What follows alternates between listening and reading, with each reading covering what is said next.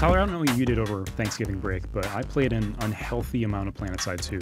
I played as much as I could when I could get away from the, family obligations that are really kind of a pain when PlanetSide 2 is just released. They are. It's like, Mom, there's an ongoing war. I know. I'll live stream and you can watch it while you eat turkey and such, and it'll be like I'm there, only I'll be defending continents as the Vanu, which we've both chosen on the Connery server. Yeah, one of PlanetSide 2's 3 factions. And I think kind of our first impression about this game is kind of just wow, it exists, wow, it's possible. Yeah, it's an achievement we haven't seen, really. Yeah. I mean, the original PlanetSide does not have the fidelity of this with thousands of players. It's kind of, the original PlanetSide was kind of ahead of its time, kind of ahead of bandwidth technology too, just, internet infrastructure in the United States especially. Yeah. So I think we just sort of begin by appreciating like a 2,000 player persistent war can happen, and it's happening in 2012 when we're experiencing it, and that's a great feeling. Yeah, and when you're just on the ground, I tend to spend a lot of time just kind of looking and gawking as much as I do helping, because I'll see, you've just got ships overhead and tanks and a huge line of tanks going down this path on an assault, and it's just amazing to think of all these people, sort of working cohesively in a way that just looks like a scripted event in a single-player game. Yeah. But what I'm seeing are just these dogfights above me and tanks. It's just kind of impressive to be in the world. And yeah. The scale really produces these kinds of, butterfly effect feelings where you're capturing a base, or you see somebody dogfighting with a air transport or something, and you get a sense of like how individual actions and, gunfights are affecting the overall map progress. And that's kind of a feeling I don't really get in any other games. It's either, okay, the map is over, and then like that context and that event and that history is kind of gone. Right. But it's cool to see it developing over the course of a few hours or a day. Yeah, it's nice to feel like if I log in, at a certain time and I help capture a couple bases, and maybe I wasn't pivotal, but I took out a few guys, and that could have potentially changed the course of this. And then I leave and come back and find, either the bases I helped capture are still under our control, or they're being assaulted, and I need to go back and defend them. And I think the other primary thing I like about PlanetSide is, within this massive scale war, within 3 factions, all these bases and activity and air and ground, you can really specialize. Like the joy of specialization within PlanetSide is really ripe. It's not even about, okay, I'm playing as a sniper, but I'm playing as a sniper that engages people at like these specific distances and these specific like situations, or I'm a heavy assault guy that only like hunts enemy fighters. There's really a lot of room to do highly specific things and like be really good at something precise, and that's great. When you get into vehicle specializations, which I haven't gone quite that far, we'll talk about the certifications in a moment, but you can be an anti-air tank commander, and that's what you're going to do, and that's kind of exciting for me. But you and I both like to snipe, because it's fun to be that pesky, annoying person everybody hates. I love that there are environmental factors going on, which you don't like, is not a consideration in most games. Like on the Esmer continent, the snowy one, there's this big bridge area that's kind of contested often, especially between the Vanu and other factions, and it's kind of, there will be times where it's like really low visibility, times when it's a little better visibility, but it gives me a chance to kind of park myself outside this bridge.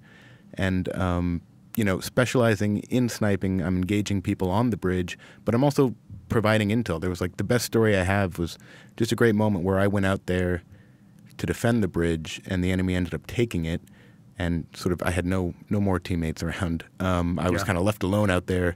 But they didn't see me yet because I'm cloaking and I'm kind of hiding and it's low visibility. So I started telling my team over sort of the global chat, like, hey, here's how many guys are on the bridge. There's not very many. They have 1 tank. They have 1 dropship. I can see them. I'm not going to shoot at them because I don't want them to know I'm there yet. And then as soon as, the rest, my sort of cavalry arrives, I'm still kind of informing them, and then I start taking shots, and it was super satisfying to have these guys kind of unknowingly like, hey, we took this bridge, it's great. and then suddenly out of nowhere they've got, you know, this big force coming in, and then they've got sniper fire on them, and it's like, you don't get that. Like, I love creating a narrative for myself in a game, even if, and PlanetSide 2 just supports that. It just, you know, it probably the most of, so far at least, just about anything, any shooter I've played. Yeah, I mean, it's a game that changes fundamentally when you're playing with friends, even if it's just one friend. I've experienced this, and when you're playing solo, your motivation changes fundamentally. You know, you have a sense of, like, you know, you set a squad waypoint or something on the map, and okay, we as a group, like we and my friends, we're attacking the space and we're going to get it, and then we're going to move on to this one. You know, there is kind of a lack of motivation when I'm playing solo. I don't really have a sense of, you know, being part of something in the same way. But, you know, I guess what I'm saying, and, you know, I like your anecdote that you brought up about the bridge.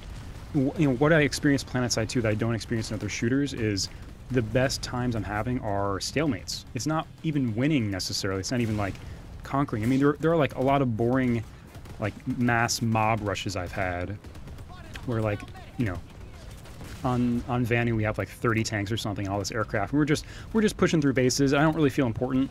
I'm just kind of like helping to capture points and stuff that are going to be captured anyway. But those stalemates were like, you know, you find these flash points and they're just back and forth for an hour or 2 hours, and, you know, you think you're about to get it and it falls, or, like, you know, the enemy takes out a key like Sunder, which you've deployed in an area that you're using to reinforce troops and stuff like that. You're sneaking in.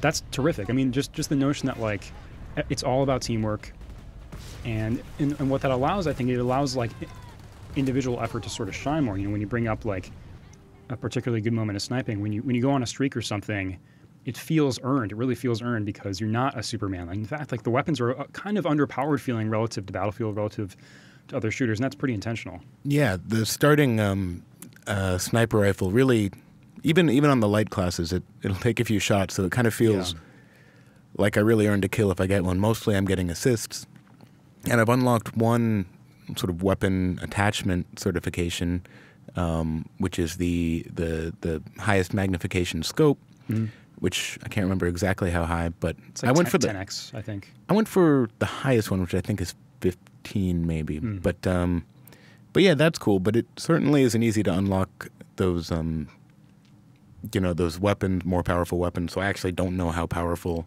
they can get at this point. But the weapons, at least the weapon balance as I see it now, is it's good in the sense that nothing is overpowered, it seems. I know that's something that'll come out as the game goes forward, but I really do feel like I'm pretty limited, and when someone takes me out at range, like, for example, a lot of games I'll be sniping at long range. Call of Duty kind of does this, and someone with an assault rifle will kind of spray at me and kill me, and I'm like, well, why do I have this range-oriented weapon if they can do the same thing with an automatic weapon? You know, whereas I'm not getting that feeling. If I'm, like, you know, 200 meters out, they have to come find me if they want to kill me. So that's, I mean, nice. With the scale of the level design, there's only so many things that can balance out with level design. I mean, you think about a Counter-Strike map. I mean, there are areas where sniping makes sense and sniping does not, period. But when you're in a sprawling open continent with hills and valleys and nooks and crannies and, like, you know, all these different base geometries and things like that, you can't, like, really design out snipers for, like, a specific area of the map necessarily. You have to kind of give them a sort of nerfed feeling, I think. And honestly, I don't have a big problem with that. I don't have a big problem that my sniper rifle doesn't feel like an AWP in Counter-Strike or something. It doesn't have to, because the game is about teamwork. The game is about, you know, group progress and working together and achieving goals. And like I said, just harassing people on a bridge with my sniper rifle gave, as I'm watching my troops come in, you know, they start turning toward me to try to find me as I'm shooting at them, and so I helped just by being a harassment. I didn't have to get kills, and I got, you know, I was getting assists and such, so I was being rewarded for helping the team. So I'm wondering how you feel about the factions, Tyler, because, I mean, another interesting aspect of PlanetSide 2, of course, is that it has 3 of them. There's the New Conglomerate, the Terran Republic, and the Vanu Sovereignty. Those are us, the good guys. The purple guys. The purple guys, you know, fighting on behalf of... I just pretend I'm fighting, like, to extend the empire of Prince, the musician. Yes. Making everything purple. You are. We're distributing guitars and totally. And there are, there's certainly some aesthetic differences. Our faction is a little more alien looking, high technology, different kinds of geometry and things like that. New Conglomerate wears like cargo pants and stuff. They're not very cool. Not at all. But honestly, I'm a little let down by sort of the functional differences between the factions. At the end of the day, if the New Conglomerate's attacking our base, I don't really have to adapt or think that differently, at least at this point. Than if the Terrans were attacking our base. I mean, they've definitely, since PlanetSide 1, fleshed out some, backstories for these, and I like the backstories. I mean, I like the idea that I'm sort of a high-tech cultist, and there's this sort of fan rivalry between the factions where people get really worked up, like our intern TJ yelling at us for being, Vanu. But when I'm playing, I'm not going to my team, hey, we've got Terran Republic attacking this base, and then that means to my team, oh, well, there's kind of a rock, paper, scissors thing. We need to bring, this kind of infantry. It doesn't really matter. It's just red guys and blue guys. Yeah. So functionally, it's not like, New Conglomerate are great snipers. I got to watch out for them. That's not really the case. Yeah, I mean, there's a handful of differences, both in the weapon designs themselves and mostly, I think, in the vehicle designs. Every faction has a specific tank. As Vanu, we have the Mag Riders, which are sort of hover tanks that can strafe really easily. They're pretty maneuverable. Terrans have like deployable tanks that can increase the rate of fire and things like that, and that's cool. I was just sort of hoping for, and this is a really tough thing to design. I'm not sort of underestimating that, but more of a StarCraft level of difference in terms of the meaning of I'm fighting against NC and what that means and the significance of that. In general, what does result from the three factions, I mean, in terms of the metagame, you have these interesting situations where in the map, you kind of you want to avoid attacking the middle of the map in some cases, because in that way you're sort of setting yourself up to be sandwiched by the other two factions and be attacked from both sides. As a free-to-play game, PlanetSide 2 has, microtransactions. You can buy station cash, which is sort of like Sony Online's cash currency, to unlock weapons and camouflage and some more aesthetic items like rims for your Sunderer transport truck and things like that. You got to have those big rims. You got to pimp it out. But they also have the certification system, which is sort of the in-game experience points are a separate value, but you're earning these cert points over time. Also, a little bit when you're offline. Also, as you get a certain amount of kills with weapons. So there's all these different ways that you're earning them. And it's sort of like a big point of controversy in the community. How things are priced relative to how much you're earning. I feel like it's a little stingy in some cases. Do you agree? Yeah. I mean, they said that they actually doubled the rate at which you earn them before releasing, but I don't know. I've played quite a bit, and I've managed to get a new scope and upgrade my armor a little bit. And that's kind of all, and I'm kind of hovering at around 20 cert points, because when I get a little bit more, I kind of spend them. So I'm contemplating station cash, which is something they do want to encourage, obviously, because they're, they need to make money somehow to support the game. That's how free-to-play games work. But I kind of feel like I would like at least a few weeks to kind of earn some weapons and try them out. Yeah, and we should mention, I mean, there is a trial period for weapons. You Once can, every 24 hours, is that? Sort of, yeah. I mean, you can like trial a weapon once every 8 hours, essentially. Okay. And then, once you've trialed that specific weapon, you can't trial it again for another month, I think. And you get it for about a 30-minute period, which is okay. I mean, you get to get a sense. You get to try before you buy, basically.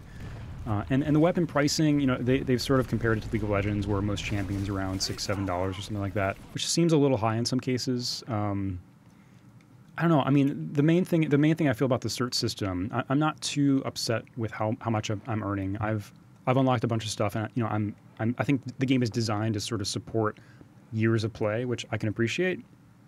I like that feeling. This time next year, you'll have plenty of stuff. No, I agree.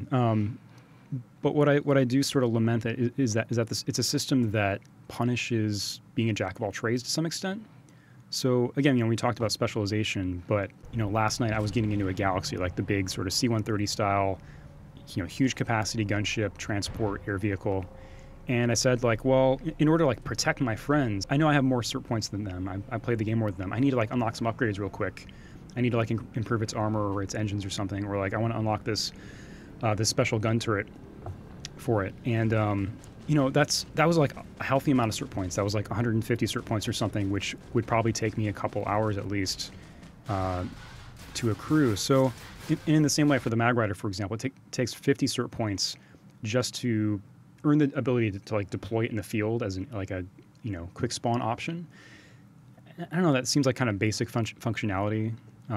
So I'm hoping they continue to look at this and continue to sort of critically examine the cost of these things. Yeah, I definitely, when I started playing, I went sniper because that's what I always do, but I pretty quickly realized that I wasn't going to be switching because of the rate I was earning cert points and the amount of stuff I kind of wanted to unlock for it. I knew that if I decide I'm gonna be a pilot now, that I would have to that would have to be my thing for quite a while if I was going to get, because no one wants to be in the vehicle with the guy who has no cert points and the vehicle has no extra armor. Well, I mean, you start the game with kind of literally no anti-air missiles or rockets that you can use against aircraft. You have to unlock either a anti-air, ground air rocket launcher or air-to-air missile launcher. Yeah, and honestly, when I'm in a tank, that's mostly what's harassing us is aircraft. Totally. So I think we see PlanetSide as a game that has tons of room to grow, and it's kind of a game that I got to imagine it's so tough for the developers. I mean, there are literally a billion different ways it can go, I think. You got people in the community talking about everything from you should add naval combat to, you should totally rework the class system and the weapons, or you need more features for commanders and teamwork to incentivize and encourage that. But where would we like to see PlanetSide go in the next year or two? Well, I mean, that is kind of the thing that happens with big open world games, is that there's so many ideas to be implemented. Yeah. I would definitely like to see more ways to collaborate with my team. I'd like to open up the map and kind of see the front lines. Right now on the main sort of map, you can see an exclamation point, that says there's conflict here at this base, and you can see who's in control of what base. But I'd kind of like to see where the troop concentration is. I'd like to know if there's 100 people there, and maybe they don't need my help, or maybe they need my help on the other side. I can flank and surprise the enemy, something like that. It would be cool to be able to mark on the map, hey, I'm gonna set up I'm gonna go to this ridge and snipe, and have maybe people in my squad be able to see that and decide to come help, something like that. I'd love to see more granular tactics. I mean, something like, again, this is super ambitious, and I don't underestimate the difficulty involved in implementing something like this, like sort of a telestration mode or something along those lines, where a commander or somebody in charge of an outfit or a group or whatever size army can say okay, not only we're attacking this base, but specifically go in this direction, and we want to put tanks here and aircraft here. It's not really there's not a lot of room to granularly express tactics in that way. People kind of over voice. Right, yeah. People kind of group together in these natural assaults that tend to go down the direct path when we're kind of, just wiping the map, which, as you mentioned, are kind of the less fun moments when it's you just have a huge line of tanks. But people sort of just naturally go with each other, but there's no one going, actually, what if we flanked here? It might be a better idea. We have someone over there telling us they have defenses set up. That hasn't really happened to me. I find myself and a lot of players actually developing this tunnel vision effect almost, and you see it almost apparent in raids on certain bases where there are these protective shields at the outside of bases, right?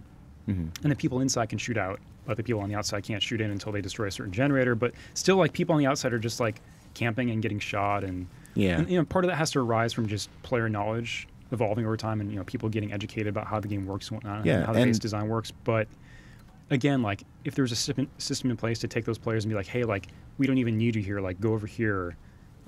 It's just not that explicit to me right now. Yeah, and as players learn the base design, I think they'll develop a better language, a shorthand for, take out generator 1 or whatever it is, because they'll have memorized these. And, right now it's a little bit clunky trying to tell someone where to go or where you're going, because we haven't really memorized the continents at this point. So it's, trying to give directions is kind of confusing. So, yeah, I think teamwork is something that they've done a good job so far of sort of encouraging. Mm-hmm.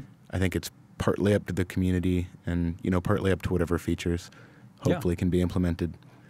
So I think it's fair to say we're really pleased with the scale of the game. The kind of experiences we're having are kind of totally unique from the other shooter experiences I've had this year, even though games like Tribes and TF2 continues to be great. CSGO is great. but we're definitely going to continue to follow the changes made to PlanetSide 2 with interest. And there needs to be a lot of them. This is a living game that's going to have to absolutely adapt to players' interests and needs. But we're just kind of glad it exists. And I guess like there are a lot of technical changes that we're still hoping to see implemented. Yeah. Performance isn't that great, but at the same time, it's glad I'm glad to see a game Right. that's kind of future proof. Honestly, we give it. Yeah, and I mean, Yeah. it looks good, and we kind of give it a little bit of a pass because we're like, there's 2,000 people here, it's Yeah. amazing. But every now and then there's a kind of a performance thing where I'm trying to lead someone, and they have a jetpack, and they just kind of dart forward at an absurd speed, and I'm not sure if they're supposed to be, or if or sometimes they'll pop in and out at certain distances. The render distance doesn't seem consistent. Yeah, it fluctuates based on activity, kind of. And I understand that that's something their netcode has to do in order to handle this, but it can be frustrating sometimes at ranges. So I'm sure they'll continue to optimize that stuff. And as far as the graphics options on high, it looks really good. And as they continue to update it, like you said, it should be pretty future-proof for a while. Yeah.